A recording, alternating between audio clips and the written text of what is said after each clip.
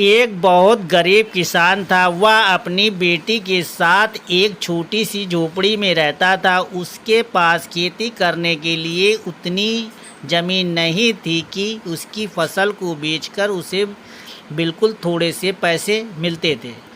उन रुपए से वे लोग ठीक से खाना भी नहीं खा पाते थे।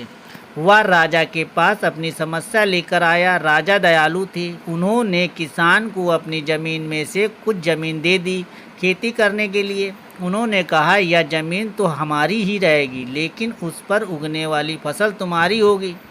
किसान ने राजा को बहुत बहुत धन्यवाद दिया। एक दिन वह खेती की जुताई कर रहा था, तभी उसका हल किसी कठोर चीज़ से टकराया। उसने वहाँ खोद कर देखा तो उसे सोने की एक ओखली मिली। किसान ईमानदार था। उसने अपनी बेटी से कहा, हमें यह ओखली राजा के खेत में मिली है।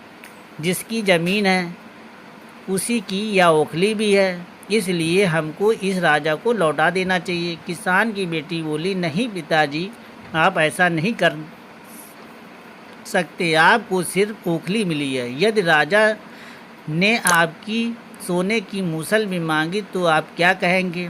आप इस ओखली को अपने ही पास रखिए। लेकिन किसान को यह बात ठीक नहीं लगी। वह बोला, जो चीज़ हमें मिली ही नहीं वह मांगने का राजा को कोई अधिकार नहीं। वह राजा के पास ओखली लेकर पहुंचा, लेकिन दरबार में ठीक वैसा ही हुआ जैसे किसान की बेटी ने सोचा था। राजा ने सोचा कि किसान ने लालचवश मूसल अपने पास रख ली है। किसान बेचारा सोने की मूसल कहाँ से ला कर देता। नतीजा यह हुआ कि किसान को जेल में डाल दिया गया।